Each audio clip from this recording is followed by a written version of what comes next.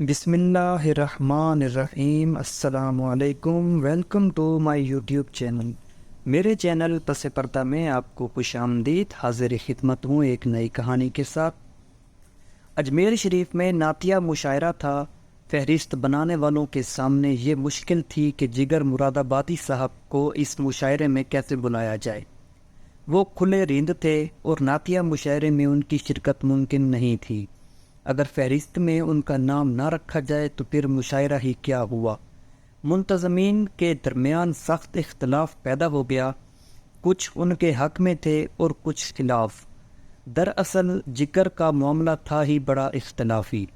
بڑے بڑے شیوخ اور عارف باللہ اس کی شراب نوشی کے باوجود ان سے محبت کرتے تھے، انہیں گناہ گار سمجھتے تھے، لیکن لائق اصلاح شریعت کے سختی سے پابند علماء حضرات بھی ان سے نفرت کرنے کے بجائے افسوس کرتے تھے کہ ہائے کیسا اچھا آدمی کس برائی کا شکار ہے۔ عوام کے لیے وہ ایک اچھے شاعر تھے، لیکن تھے شرابی۔ تمام رعایتوں کے باوجود علماء حضرات بھی اور شاید عوام بھی یہ اجازت نہیں دے سکتے تھے کہ وہ نعتیہ مشاعرے میں شریک ہوں۔ آخر کار بہت کچھ سوچنے کے بعد منتظمین نے مشاعرہ نے فیصلہ کیا کہ جگر کو مدعو کیا جانا چاہیے۔ یہ اتنا جرأت مندانہ فیصلہ تھا کہ جگر کی عزت کا اس سے بڑا اعتراف نہیں ہو سکتا تھا۔ جگر کو مدعو کیا گیا تو وہ سر سے پاؤں تک کانپ گئے۔ میں گناہ گار، رند، سیاہ کار، بدبخت اور نعتیہ مشاعرہ؟ نہیں صاحب نہیں۔ اب منتظمین کے سامنے یہ مسئلہ تھا کہ جگر صاحب کو تیار کیسے کیا جائے۔ ان کی تو آنکھوں سے آنسو اور ہونٹوں سے انکار رواں تھا۔ نعتیہ شاعر حمید صدیقی نے انہیں آمادہ کرنا چاہا، ان کے مربی نواب علی حسن طاہر نے کوشش کی، لیکن وہ کسی صورت تیار نہیں ہوتے تھے۔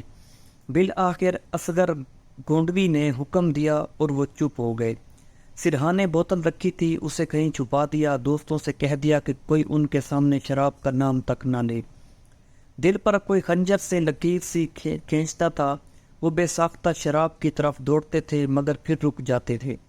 لیکن مجھے نعت لکھنی ہے، اگر شراب کا ایک قطرہ بھی حلق سے اترا تو کس زبان سے اپنے آقا کی تعریف لکھوں گا؟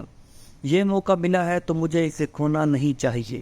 شاید یہ میری بخشش کا آغاز ہو، شاید اسی بہانے میری اصلاح ہو جائے، شاید اللہ کو مجھ پر ترس آ جائے۔ ایک دن گزرا، 2 دن گزر گئے، وہ سخت اذیت میں تھے، نعت کے مضمون سوچتے تھے اور غزل کہنے لگتے تھے۔ سوچتے رہے، لکھتے رہے، کاٹتے رہے، لکھے ہوئے کو کاٹ کاٹ کر تھکتے رہے۔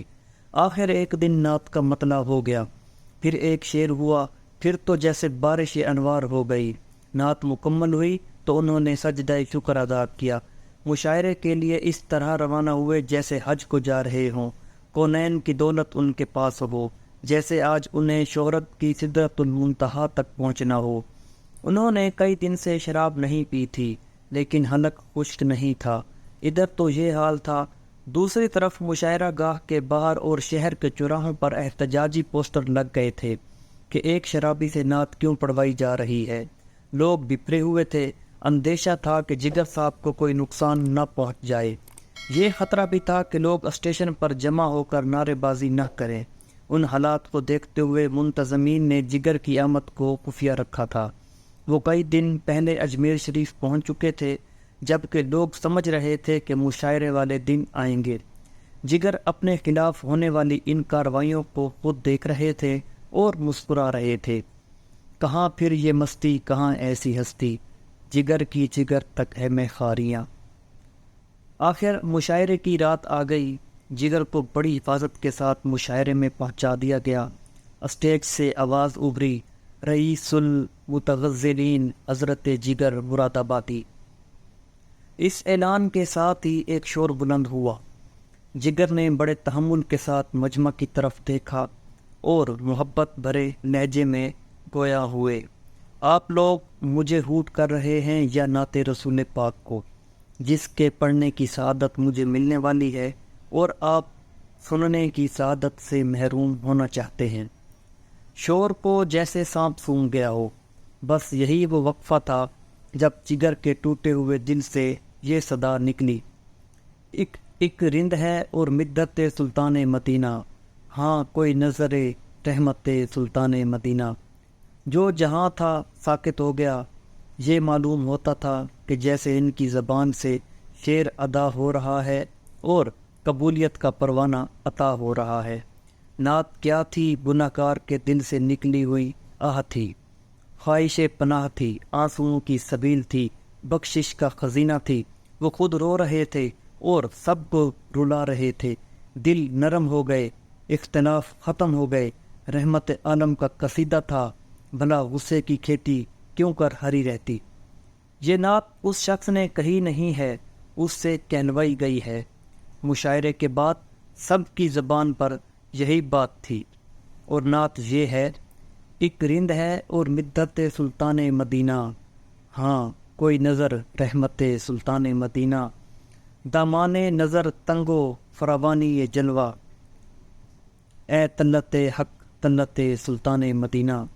اے خاک مدینہ تیری گلیوں کے تصدق، تو خلد ہے تو جنت سلطان مدینہ۔ اس طرح کہ ہر سانس ہو مصروف عبادت، دیکھوں میں در دولت سلطان مدینہ۔ ایک ننگے غم عشق بھی ہے منتظر دید، صدقے تیرے اے صورت سلطان مدینہ۔ کونین کا غم یاد خدا اور شفاعت، دولت ہے یہی دولت سلطان مدینہ۔ ظاہر میں غریب الغربا پھر بھی یہ عالم شاہوں سے استوت سلطان مدینہ۔ اس امت آسی سے نہ منہ پھیر خدایا، نازک ہے بہت غیرت سلطان مدینہ۔ کچھ ہم کو نہیں کام جگر اور کسی سے، کافی ہے بس ایک نسبت سلطان مدینہ۔ دوستوں امید کرتا ہوں کہ آپ کو جگر مراد آبادی کی کہانی اچھی لگی ہوگی۔ اس طرح کی مزید انفارمیٹیو اور انٹرسٹنگ کہانیاں سننے کے لیے میرے چینل کو سبسکرائب کریں۔